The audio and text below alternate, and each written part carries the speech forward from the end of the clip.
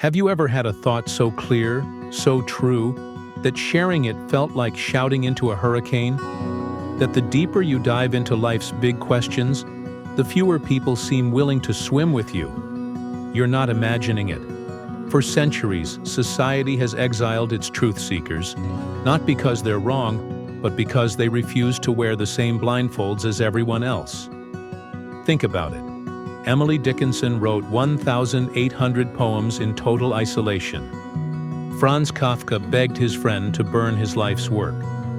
Alan Turing cracked Nazi codes only to be broken by the society he saved. Why does this pattern repeat?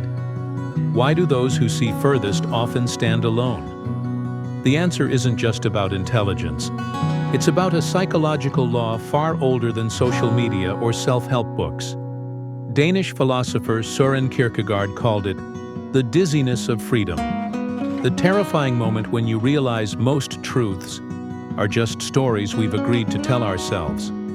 Let's dissect the paradox. Humans claim to crave truth, yet we're hardwired to resist it. Psychologists call this existential dissonance. When a truth seeker speaks, they don't just share ideas. They hold up a mirror to our collective denial. And no one likes seeing the cracks in their reflection. Here's where it gets uncomfortable. We've evolved to prioritize tribal belonging over raw truth. Early humans who questioned, "Why follow the herd?" didn't live to pass on their genes. Modern labs confirm this. MRI scans show that social rejection activates the same brain regions as physical pain. Truth? To your neurons, it literally hurts. This explains why every revolutionary thinker follows the same tragic arc. They discover an uncomfortable truth. The crowd calls them mad. Society adopts the truth decades later and claims they knew it all along. But here's what Kierkegaard understood that most miss. Loneliness isn't the price of depth, it's the proof.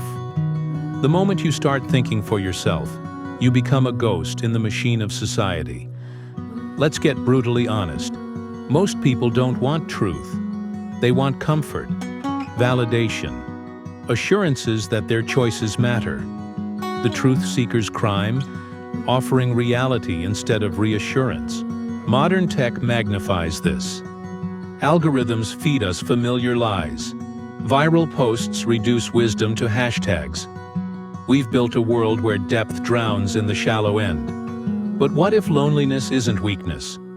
What if it's the universe filtering out those not ready for your truth? History's loneliest minds left us clues. Van Gogh painted starry nights. No one saw Hannah Arendt wrote about evil while exiled. David Foster Wallace described water we didn't know we were drowning in. Their isolation wasn't failure. It was fidelity to something beyond the crowd's approval. Neuroscience confirms a haunting paradox. The brain regions that light up during deep thought deactivate during social connection. Literally, you can't fully think and fully belong at the same time. This explains why you feel split. Part of you craves deep conversations about mortality and meaning. Part knows that brings awkward silences at dinner parties. But here's the twist most philosophers won't tell you. Society needs its exiles. Those quiet, lonely minds are cultural antibodies.